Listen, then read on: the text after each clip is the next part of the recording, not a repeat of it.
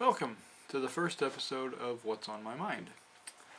This is a new segment that I've decided to do for two reasons. First, several people have complained that I tend to read too much and don't have a whole lot of emotion in most of my videos. But when talking policy, that's kind of, to some degree, necessary. I have to write that ahead of time so that I don't forget any of my major points that I wanted to include. I don't have quite the photographic memory as some public speakers. I wouldn't consider myself a professional in regards to public speaking. I'm not a complete and total amateur, but my second reason though is because if I don't prepare something ahead of time, I do have a tendency to ramble, and that would make my videos even longer, and well, the longer they are, the harder they are for me to actually complete because I do have to edit a few things out here and there, mostly because of background noises and occasionally from stammering, or because I've found an error in my writing that I wanted to correct. But I did prepare this introduction ahead of time, but this will likely be the only time that I do that. I just wanted to kind of illustrate why exactly it was that I was starting this new thing. But something I actually forgot to put in there. For those of you who do not know me, my name is Nick Borden, and I am running for the office of President of the United States. This will be in the 2016 election, which I would be taking office in 2017, January 20th, 2017, if I were to succeed in this, which I'm going to need to pick up speed faster than I have been in order for that to work, but it's still too early to tell whether or not that's going to succeed or not. But anyways, my second reason though was that while I do reveal a little about who I am and what I'm about in some of the other videos, I'm often so focused on policy and the party details so much that I don't really get into quite as much on who exactly I am or revealing more of my personality. I don't want those videos to be too long, and so most of that stuff about me tends to get crowded out. I don't get to put in a whole lot of that. I try to every now and then on some of the shorter videos, but even then some of my videos have crept into 40-45 minutes long, and not a whole lot of people are willing to watch that much as dry as it is, and the only way to make it less dry is to make it longer, so it's kind of a catch-22 there. But in this series, I should actually be able to keep the videos shorter, since that's not a policy thing. It's not an explanation that I have to get through per se, but I'll be able to be myself a little bit more, at least as much as I can be in a room all by myself staring at a camcorder. Sometimes my jokes might sound funny to myself when I say them just sitting here from my side of the camera, but then they don't sound quite so funny when I'm watching myself say them from the computer screen as I'm watching what I've produced. So hopefully I don't screw that up too bad. But the basic concept of these videos is that I'll pick up to 3 topics. It kind of depends on the particular topic. Some of them will take more time than others, so I'm going to try and keep these to no more than 15 minutes if at all possible. But I'll pick up to 3 topics to talk about them, and then I'll give my opinions, maybe tell a few jokes if I can squeeze them in, and then finish off with either a song or a movie recommendation, which in any case will have something to do with intellectual motivation or anything that can in any way, shape, or form be tied to what I'm doing here. But for this episode, I decided, since it was the first one and I wanted to be a little more lighthearted with it, I didn't want to go with any topics that were too serious. In the future, I probably will do some current events. My wife had actually suggested going with something regarding ISIS, and I had thought about perhaps doing something on the what's going on in Ferguson right now with the rioting and whatnot. But I decided, at least for the first episode, I didn't want to do anything too serious, So what I've chosen is an explanation on some of the recent website issues that I had, a little bit on the coming winter weather, and a little bit about my family. But I guess I'll just jump right into it. The recent website issues. For those of you who either have been following me for a while and attempted to go to the website between August 1st and I believe it was the 21st or maybe the 22nd when it came back up, but the website itself was actually down for right about 3 weeks, and the videos on YouTube, the YouTube channel was still fine, and the Facebook page were both operative, but the website, including the email addresses tied to it, and the forums, unfortunately, all of that went down together. The website, the web hosting company that I go through, .easy, they're based in Canada, and I chose them kind of for two reasons. One, because I had already used them in the past, and I was familiar with their service, and it just seemed like the natural choice to go with. But second, I specifically chose to go with a company that was located outside of the United States, because should somebody attempt to censor me, that would add one more step in that process. It would make it a little more difficult for them to shut down a website that was, you know, based, or at least run by a hosting company that was based outside the U.S. They're not necessarily subject to U.S. subpoenas or U.S. regulations. So I did that. Unfortunately, though, that posed a few problems, because my regular bank account would not approve the transaction to the foreign. It wouldn't approve that foreign transaction. It's approved different foreign transactions, but it doesn't work with this one. Even after I called them and told them to approve it, it still never goes through. And I've never been able to get an explanation of why, but so I had issues there. Well, when I originally registered the site, I had used, after trying to register it with my regular bank, I ended up using another card, which was for an account that I unfortunately no longer have.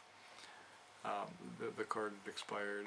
It was essentially, it was like a preloaded card, but that card is something that I no longer use, no longer has money on it. In fact, I don't even believe I have the card in my wallet or anywhere.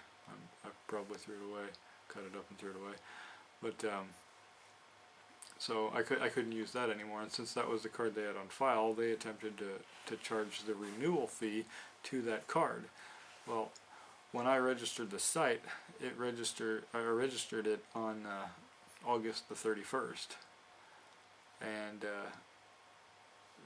of last year, and they attempted to renew that charge on August 1st, and when it didn't go through, they immediately shut down the site, which was a month before I had anticipated them running the charge. So I hadn't even set aside the money for that yet, so it wasn't there anyways. But so I guess it's kind of a good thing that it didn't go through my regular bank account, otherwise I would have been overdrawn, and that sucks.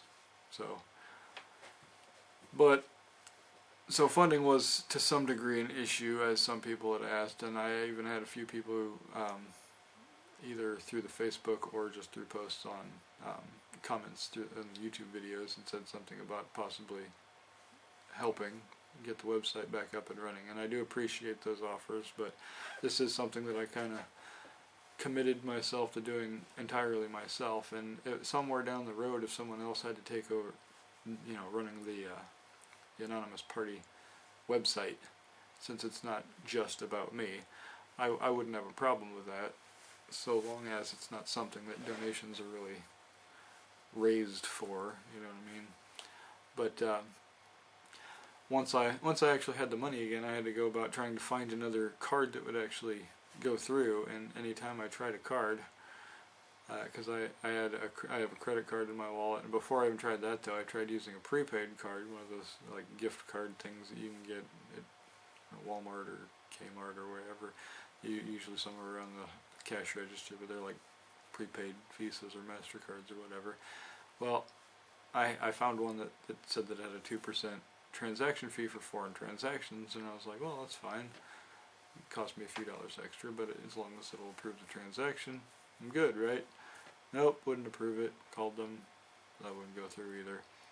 So every time I changed it though, I had to wait 2 full business days before it would even go through. So it took like, I think, another 6 days after I had the money before I finally found a card that would actually work, and it ended up being my regular credit card that's always been in my wallet, which I didn't really want to use, but if that's what I gotta use, I just ended up paying that much extra this month towards it anyways, so everything worked out. Obviously the website's back up and running, and with any luck it won't ever happen again. Cross my fingers on that one. But moving on, winter weather. This is August of 2014. Last winter, winter of 2013-2014, for any of you that lived at least in the northern half of the country, especially in my area. I don't know where all the snow was as severe as it was around me, but at several points in time there was probably a good 2 feet of snow or more covering my driveway. And my driveway is a little bit longer than a football field, and I'll be honest, I only shoveled about the last 40 or 50 feet of it or so, just enough to get my vehicle in there. And I shoveled a walking path periodically back up to the house, and that was about it.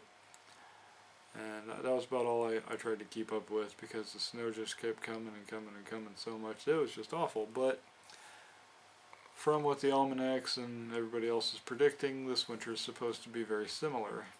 So if you live in northern Indiana or northern Ohio, Michigan, anywhere in there, I'm sure it's probably going to be just as crappy a weather as it was last year. And I can't say I'm looking forward to it, but I am preparing for it, and hopefully I'll be at least a little better prepared this year. Last year I didn't have quite enough firewood to last me the whole year, and so I ended up having to heat with some kerosene and electric heaters for a while, as well as trying to get out and get wood. And while I do have trailers, I actually twice had to go out and get wood using my minivan, which is not exactly the ideal way to get it. It doesn't haul as much, not designed for it, and it gets kind of dirty. So last winter was kind of terrible. This winter I'm hoping to have considerably more firewood stocked up, that way that doesn't happen to me again. But for those of you who weren't aware yet, I guess consider that your warning. If you can, I'd recommend getting a kerosene heater and at least 5 or 10 gallons of kerosene put somewhere safe. I mean, if you don't feel comfortable storing kerosene in your house, if you've got a shed or a garage or something, especially a detached garage, then that would be a very, useful thing to have at least around somewhere, at least within 100 feet or so of your house, where you can bring it in and heat your house if the power were to go out. So, and then my last topic is my family, which I believe I mentioned in my very first video that I had a wife and 3 beautiful children, and well, we actually have a 4th child on the way now. My oldest child is a girl. We had her about 10.5 months after, right about 10 months after we got married, and it wasn't until several years later we had our 2nd child. But then it's been 2 years between the 2nd and the 3rd, and then the next one is due almost exactly 2 years later again. So it's 2 years, 3 times in a row. And so we have, the oldest one's a girl, and then we'll have 3 boys come this November. So excited about that, but at the same time there's medical bills coming, and then that always sucks. But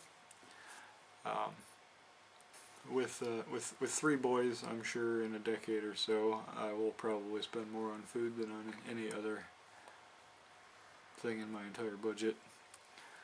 But moving on, I did promise a song recommendation, and for the first one I decided to go with An old favorite band of mine.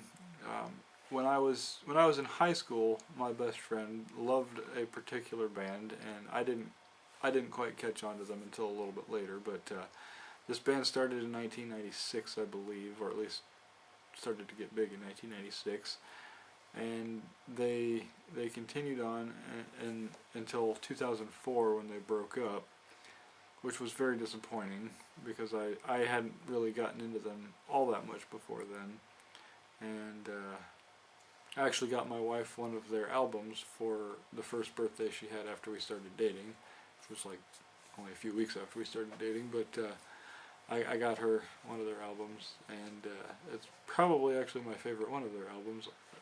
It's called Electric Boogaloo.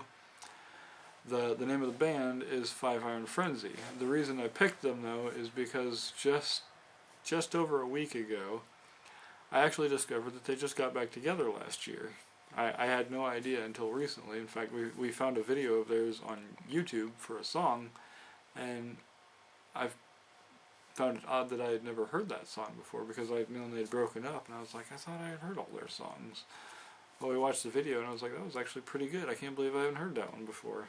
Well, then a few days later, we went back to YouTube, and it recommended some more videos, one of which was from that band, and it was a video of their lead singer basically announcing that they were getting back together, and the video was from 2012, actually, but saying that they were getting back together the next year and that they were going to start a tour and release an album. And that album is actually out, and while I'd love to recommend a song from their new album, I've only heard I think 2 or maybe 3 songs from it, and while they did sound pretty good, I haven't had the chance to listen to them extensively and pick a favorite or discover really. Sometimes you have to listen to songs several times before you completely understand what they're talking about. But the song that I decided to go with, though, was from the Electric Boogaloo album, and it's called Farsighted. The song is about how those who look past what's going on right now tend to be happier people. Those who can look past the immediate results, the immediate conditions, and all the ugliness that's going on right now are able to have hope in tomorrow that those who can only see the suffering of right now will never see. The song encourages us to look towards tomorrow for our joy, especially if it is not here today. Our suffering is for a reason, and that reason is often to build the character that we need to bring about the change necessary to enable happiness and prosperity to flourish. The band, if for those of you who are familiar with it, and you probably love them, but they are a Christian band, but not all of their songs are, preachy or even specifically Christian. They sing plenty of songs that are political, some that are just plain goofy. They're kind of a lighthearted, goofy group, and their lead singer, his name's Reese Roper. He's just kind of a funny, class clown kind of guy. I've heard rumors that back when I was in high school and college, I used to hear rumors that their concerts were really wild and crazy, and that they'd throw Twinkies and Ding Dongs and snack foods and stuff into the crowds just because. They're just, it's just a fun group. They've been categorized as ska, punk, hardcore, all kind of stuff, but basically they have a horn section, so I mean they probably fit more into the ska group than anything else, or at least they used to. Now I don't know what they'd fit into now. They have on the Electric Boogaloo album and the 3 songs that I've heard from their recent, after they got back together album, they don't sound quite as much like ska music as I don't even know what to really call it, but except that I like it. It's good music. It's I don't know, but Reese Roper actually had another band who I probably will make some recommendations for, but that was Brave Saint Saturn, which was actually just 3 members of Five Iron Frenzy.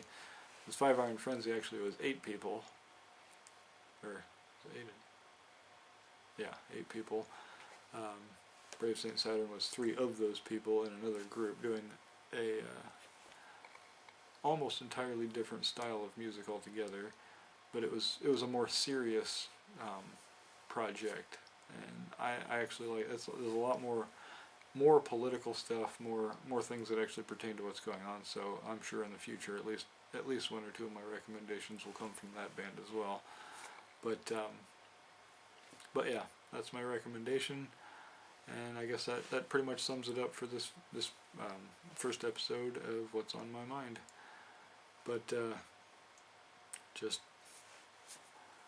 stay vigilant, stay motivated, stay positive, always look towards tomorrow, and always remember that the power of the government is derived from its people, and that you are those people.